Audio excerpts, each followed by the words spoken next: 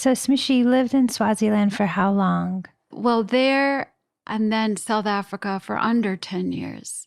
Though that doesn't sound like a terribly long time, it was a very pivotal time. And when you don't have a lot of, at that time, we didn't always have electricity or water, or life is slower and exponentially slower than anything we experience in the States.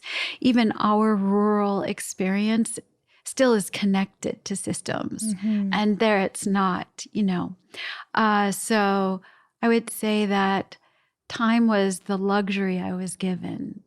I raised my children there. Time was so sweet because you had the opportunity to take people in, to take nature in, to have to respect nature and respect what's going on. Like we had storms once or twice a year where it would hail the size of golf balls or larger, maybe sometimes like the size of small oranges. And a lot of people every year had to go to the emergency room for stitches because the hail would hit their heads. And, your first year, you're shocked. And after a while, you acclimate. Things here, I feel like in the States, I don't know if you agree, but our culture here means that we have created systems. We have had the privilege of not having to understand weather patterns. Yeah. Sushi, I was going to ask you how you figured out how to stay on course with what you discovered about yourself and your gifts. How does the world not wear you down? The world does wear me down. But I think that the way that I stay on course is really keeping a greater view of things, understanding that, or really just believing that maybe this is one part of my journey, not the whole journey, and constantly searching for my role in it. I think that's what I'm most curious about.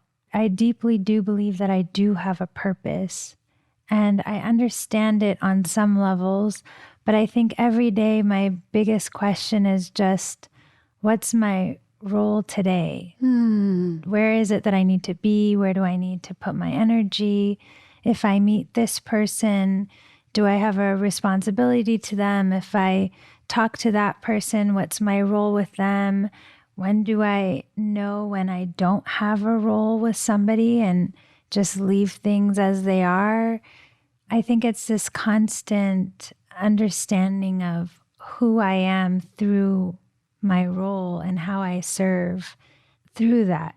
What are some of the ways that you personally feel inclined to go further? My dear friend Deborah Christensen used to say, "Oh, that just means they're not on your dance card." Yeah. If you feel that it's not productive. Yeah.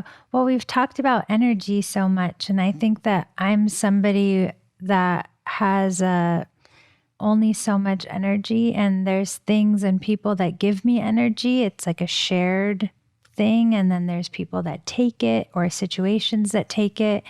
And so I've become really interested in figuring out why. Why do certain things take my energy, and what does it mean when it does? And it feels like I'm an outlet and they're just plugging into me. Why does it feel that way where it's one-sided? So I think that I've just really figured out a lot about that. Like there's service projects I do, like a community that I serve every week, and it's a lot of hard work, but for some reason afterwards, I'm filled with energy after, despite how hard it is, because I think that there's something about that community that appreciates what I'm doing, and they see me and I see them. And it's this mutuality that happens, and it's beautiful because I get to do something for them, and without them knowing it, they're doing something huge for me. But, just in terms of role, it's a personal process. You just have to figure out if something is for you or not and why. And so I've learned to trust some of the signs or feelings that I get towards that to not feel like I have imposter syndrome sometimes where I would have in the past, and just be like, this is coming up for me. I think it's really mine. I think I need to go for it. Or, I really feel drawn towards working with this person. Maybe it's not so crazy for me to try and reach out to them. Maybe there's a reason why that's popping up for me. Mm-hmm. And almost without a doubt, whenever I trust that real voice inside of me, there is something there. And it feels really good to explore that, and it's mutual. I love that. If we grew up learning that we should trust that, we'd have so much less hardship in our lives. And if we were given permission to not go in a direction where there is a lack of mutuality. Yes. I don't think anyone has had a frame of reference to say, no, it's not yes or no.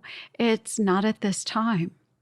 It's right now that obviously is not there. And you may even have a sense of time regarding that, like maybe in the future.